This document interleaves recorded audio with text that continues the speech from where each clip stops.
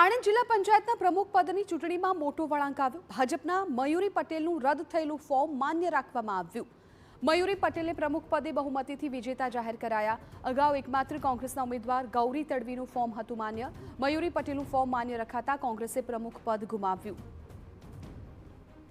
ઉલ્લેખનીય છે કે આણંદ જિલ્લા પંચાયતના પ્રમુખ પદ માટે એસટી મહિલા માટે અનામત હતું, ત્યારે જિલ્લા પંચાયતમાં ભાજપની સ્પષ્ટ બહુમતી હોવા છતાં એસટી મહિલા ઉમેદવાર ન હોવાથી કોંગ્રેસના પ્રમુખ બને તેવી સ્થિતિ સર્જાઈ હતી, પરંતુ ભાજપે મયુરીબેન પટેલનું ફોર્મ ભરાવ્યું। જો કે બીજા રાજ્યના જાતિના દાખલા ગુજરાતમાં માન્ય ન જ રાખવાના સ્પષ્ટ નિયમ હોવાથી ગતરોજ ચૂંટણી અધિકારીએ મયુરી પટેલનું અમાન્ય ઠેરવ્યું હતું, પરંતુ આજે હાઈકોર્ટે ફોર્મ માન્ય ઠેરવતા જિલ્લા પંચાયતનું પ્રમુખ પદ ભાજપ કબજે કર્યું છે।